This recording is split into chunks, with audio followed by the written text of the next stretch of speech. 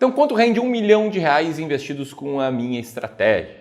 A gente atende clientes de wealth aqui já faz 7 anos no Clube do Valor. E nesse vídeo eu vou te compartilhar um caso real de um cliente real para te mostrar o quanto rendeu a carteira dele e também o quanto esperar de rentabilidade para uma carteira de cerca de R$1 milhão de forma realista. Para você saber se dá para ver de renda, se não dá, o que você pode esperar em termos aí de retorno que supera a inflação, de proventos recebidos, dividendos, enfim, tudo isso eu vou falar nesse vídeo, beleza? Mas qualquer coisa, comenta aqui quanto você acha que rende uma carteira de cerca de R$1 milhão bem diversificada. Comenta aí enquanto eu quero começar esse vídeo com os princípios por trás da nossa estratégia. Como vou te revelar aqui o histórico, e é um histórico bem legal porque foram 7 anos, já é a longo prazo. Foi um período que pegou anos bons como 2018, 2019, anos ruins como 2021 e 2022, crises como o do Covid, como a greve dos caminhoneiros, como as eleições polarizadas do ano passado e momentos de alta também. Só foi possível ter a rentabilidade que a gente teve, que eu já vou te mostrar por conta de alguns princípios, que antes de mais nada servem para que a gente tenha muita clareza nas decisões que a gente vai tomar e para que os nossos clientes também tenham clareza sabendo o que a gente está fazendo.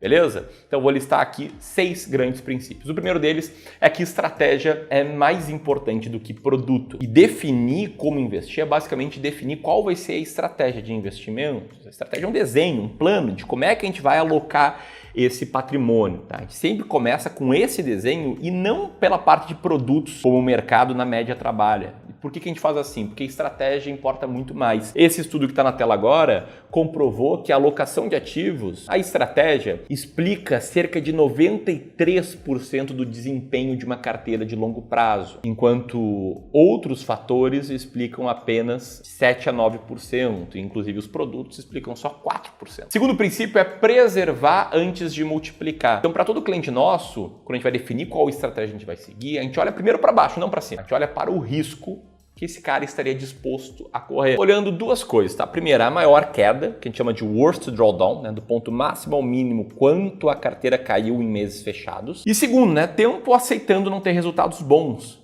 Você olha aqui a evolução dessa alocação de ativo aqui, de um backtest com essa carteira no passado, que é a linha azul escura, você vai ver que é uma evolução muito boa. Porém, em alguns momentos a carteira ficou meio que no 0 a 0, inclusive aqui, mais ou menos de agosto de 2021 até meados de 2023. Enquanto ela estava no 0 a 0, a poupança estava subindo, a inflação estava subindo, a CDI estava subindo e aí por diante. Então é importante você entender quando você aguentaria ficar com resultados abaixo da média.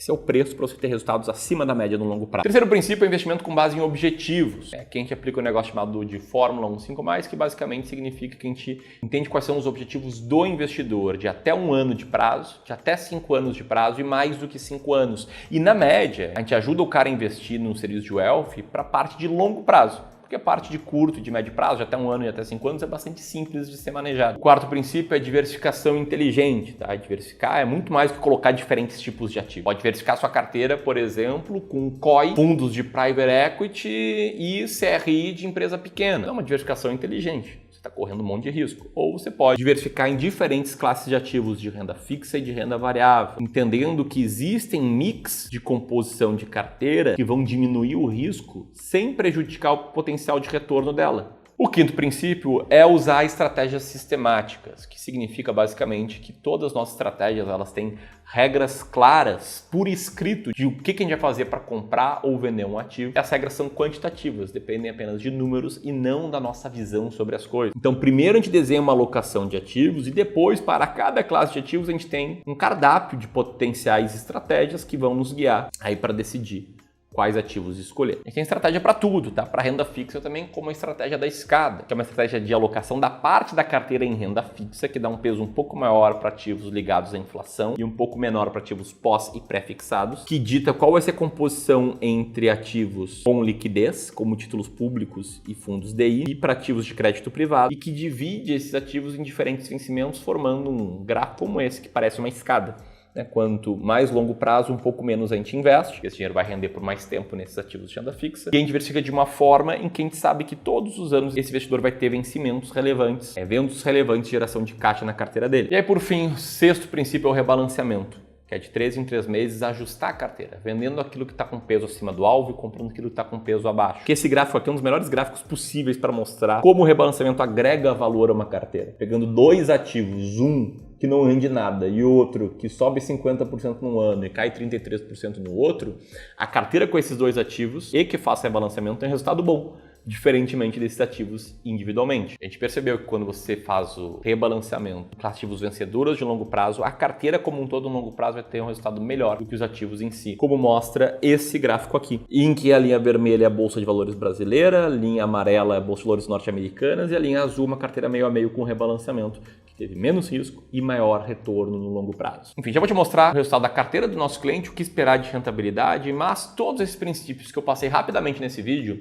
eles são melhor desenvolvidos num livro que eu escrevi sobre como e onde investir o seu dinheiro. E esse livro você não encontra em nenhuma livraria, não encontra na Amazon. A gente fez apenas uma versão digital dele que nós mesmos distribuímos e de forma totalmente gratuita. Então, se você quiser entender melhor como e onde investir o seu dinheiro para diminuir o risco, aumentar o potencial de retorno da tua carteira, baixa agora esse livro, primeiro link aqui na descrição ou link aqui no card que está aparecendo neste momento, beleza? Dito isso, vamos lá para os resultados da carteira, tá? Para contexto, esse era um cliente que já investia antes de começar a investir conosco e delegou para a gente apenas a gestão da carteira de longo prazo dele. A parte de curto e médio ficou com ele ali no banco dele, em ativos bem simples de renda fixa. E esse cara entendeu que ele toleraria bastante risco. Então a gente montou uma carteira que era 60% renda variável, composta por ações brasileiras, ações norte-americanas e fundos imobiliários, e 40% renda fixa, com peso maior para renda fixa atrelada à inflação e o resto pré e pós. O detalhe, tá? Quando a gente montou essa carteira com esse cliente, a gente mostrou mais ou menos esses dados que eu vou te mostrar aqui. Essa carteira aqui teria rendido cerca de 14% ao ano no passado, descontado o custo, descontado a inflação, descontado o imposto de renda, o retorno ali seria na faixa de 6,40%, já acima da inflação, com esses dados aqui de risco, e que em 20 anos isso teria transformado aquele dinheiro dele em 10 vezes, teria multiplicado por 10 o capital. E aí ali na metade de 2017 a gente montou essa alocação, a gente montou essa carteira, que teve bons resultados no ano de 2017, 18, 19 e 20 também.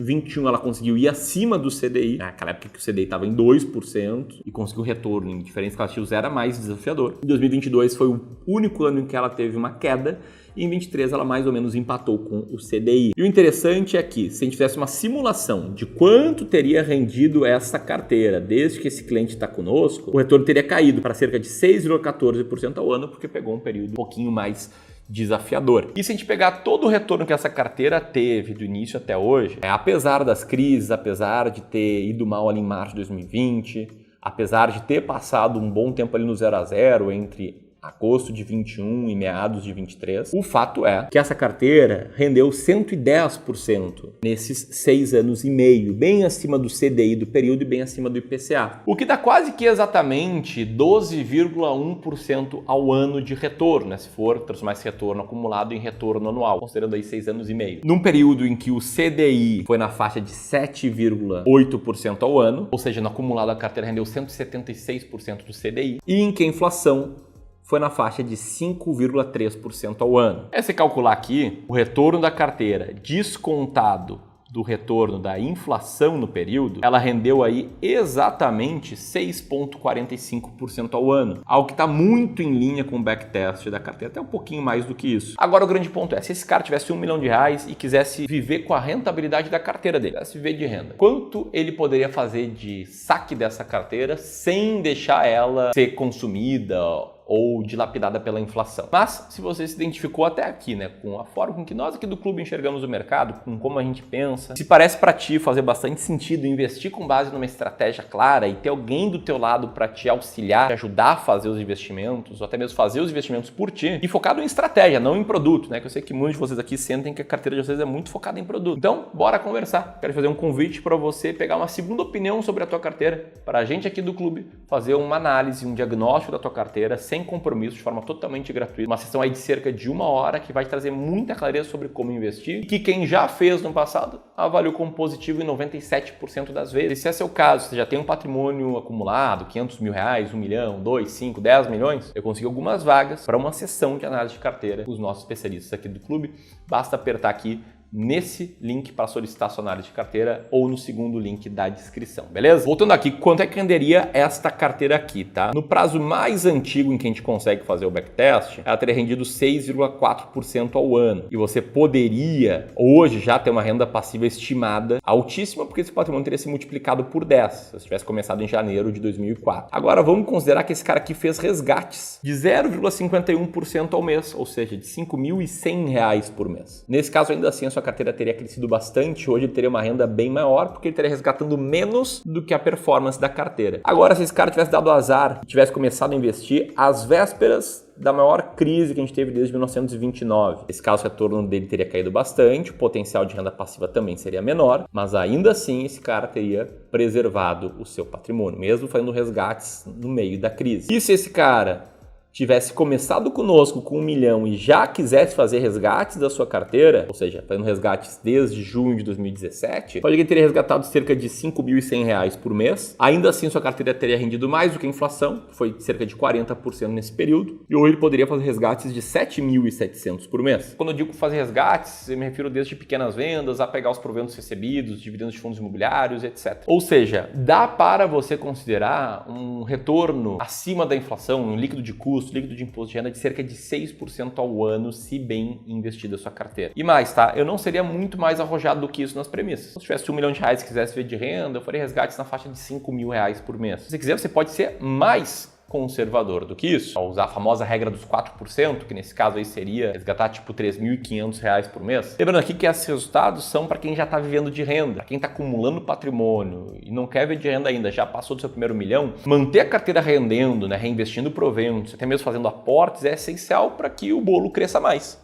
e para que lá na frente você consiga proventos melhores. Esse nosso cliente aqui, por exemplo, ele nunca fez resgates e a carteira dele mais do que dobrou nesse período. Começou com, agora está com 2. Poderia ver de renda com mais se quisesse ver de renda a partir de hoje. Então eu diria aí que cerca de R$ 5.000 por mês, já descontado a inflação, uma carteira bem diversificada, é algo que possa ser esperado. Mais do que isso seria ser muito otimista, estaria correndo mais risco. Agora o desafio é investir bem. Recentemente eu analisei a carteira de um inscrito, estava cheio de renda fixa, mas com ativos horríveis. Ele meio que foi enganado com renda fixa. Aperta aqui para assistir esse vídeo. Se você quiser baixar um material complementar a esse, clicando como e onde eu investiria R$ 1 milhão hoje, o link eu vou deixar aqui, beleza? Um grande abraço e até mais.